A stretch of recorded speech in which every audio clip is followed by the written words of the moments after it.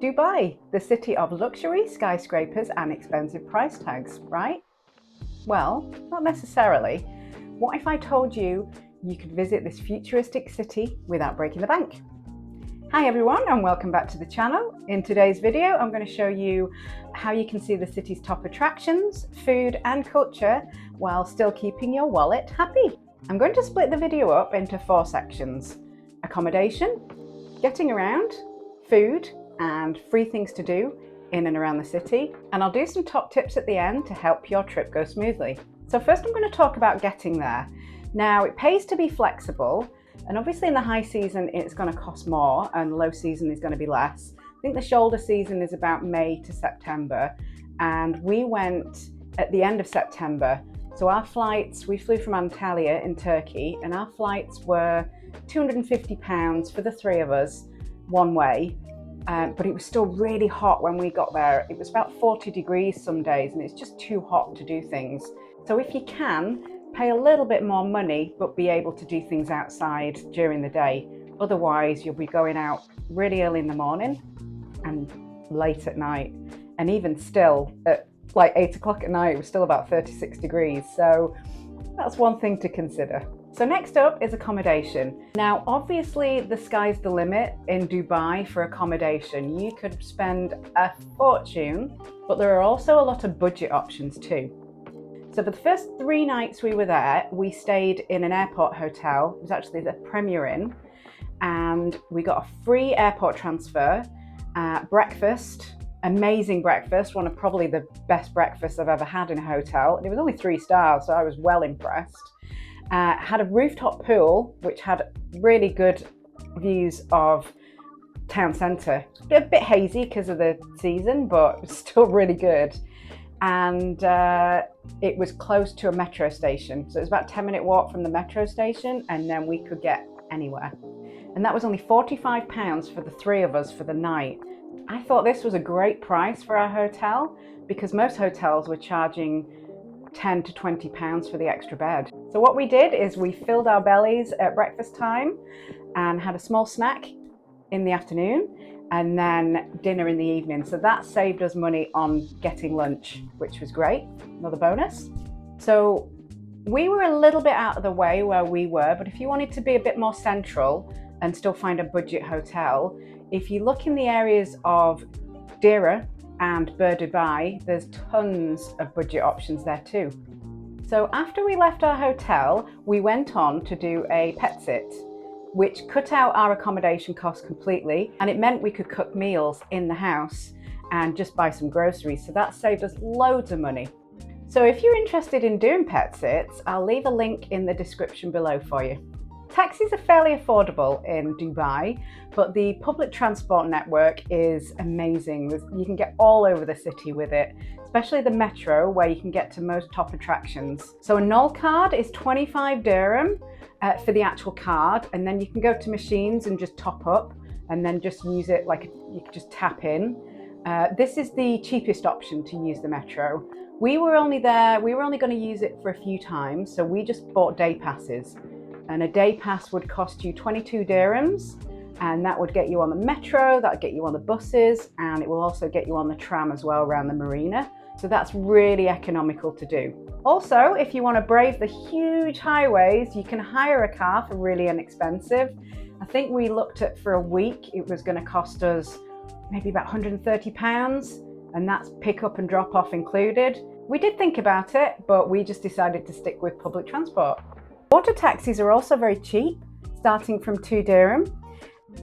And if you wanted to take the monorail on Palm Jumeirah, a day ticket is 35 dirham, and you can get on and off as many times as you like.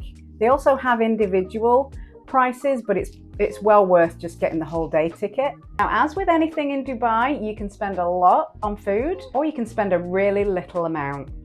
So if you try the local foods, it's going to be cheaper. We love shawarmas, which is a typical Middle Eastern dish, and we did eat quite a lot of them, but they are so tasty. If you've never had one before, I recommend try it. We were going into little cafeterias and getting a shawarma from between 5 to 10 dirham. We were getting little masala chais for 5 dirham. and you could, possibilities endless, and you don't have to look far for it. Again, if you go to Deira or Bur Dubai, you'll find loads of cheap restaurants there. Indian, Pakistani, Filipino, anything really. And if you go in the supermarkets, you will find really good bargains there. We found some good Indian sweets there. Also in the malls, you can get a really good bargain for food. So we found a Chinese supermarket in Chinatown, and it had all these little sushi things for like 10 dirham, 20 dirham, loads of little snacks you could have. We also went into the food court and bought two massive bowls of this noodle dish, and I think it was 30 dirhams. So that's still really good value, and it was really delicious. Also, the Mall of Emirates, we found a Carrefour in there, and it had loads of different options for food there, even stuff that Jasmine would eat. They had shawarmas again, pizzas, loads of little snacks, and I think they were between 10 to 20 dirham as well. Also, you'll find little cafeterias in certain tram stops. I found a falafel wrap, which was 8 dirham, amazing. So, and Jasmine was getting little cups of fresh orange juice from vending machines, which were about, I think it was happy hour, was about 7 dirhams. So you don't have to worry about food. Don't look far, you'll find food cheap. Water's really cheap in Dubai. You can buy a bottle of water for about 1 to 2 dirham for a 500ml bottle. But they have this incentive called Dubai Can, which is to reduce single-use plastics. So all around the city, they have these machines where you can top your water bottle up. And we use this loads of times. All right, let's go on to free things to do in Dubai. There's actually loads of free things to do in Dubai, but I'll tell you a few of my favorites that we did. Explore Old Dubai, walk through Al Fahidi Historical District, visit the Dubai Museum, there's a clock museum, and you can also take a 2 dirham Abra boat ride across the Dubai Creek. Once you get to Deira, you'll find every kind of souk, including the spice souk and the gold souk.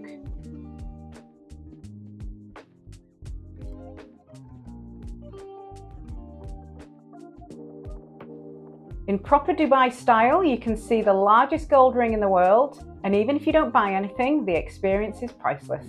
Now there's loads of public beaches in Dubai, and of course they'll be free. We went to the Marina Beach, but there are plenty of other beaches to choose from. We also went to West Palm Beach at night, which was great atmosphere and a little bit cooler. Now the Museum of the Future has an entrance fee, but you can walk around the lobby for free. We were short on time, but if we go back to Dubai, I'm going to definitely go in here. It's such a beautiful building.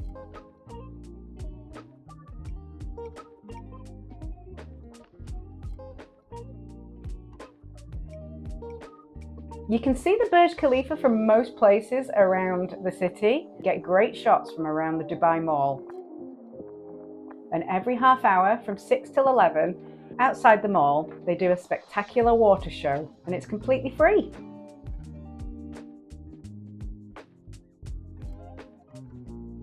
You can get great shots of Dubai Frame from outside the park, but if you want to pay 5 dirham to go inside Jabin Park, you'll get amazing views up close.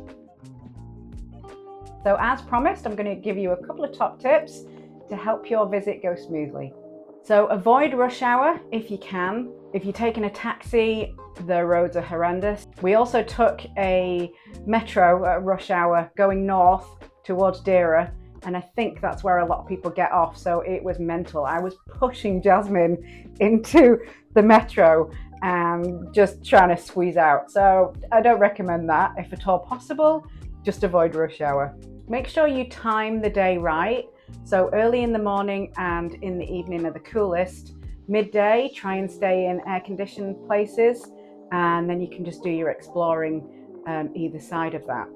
It makes your day go smoother and cooler. Also, if you're staying for a little while, I do recommend downloading the Careem app. You can get anything from taxis, hire a car, food deliveries. You can get, you name it, you can get it, and it makes things smoother. And getting the taxis, it gives you a rough estimate of how much something's going to cost, so it's not scary when you get there. If you're going to download one app, definitely recommend that one. So there you have it, proof that you can experience Dubai without spending a fortune. We did it, and you definitely can do it too. If you found this video helpful, please give us a thumbs up and consider subscribing. And also drop us a comment on which was your favorite budget Dubai travel tip. All right, see you next time.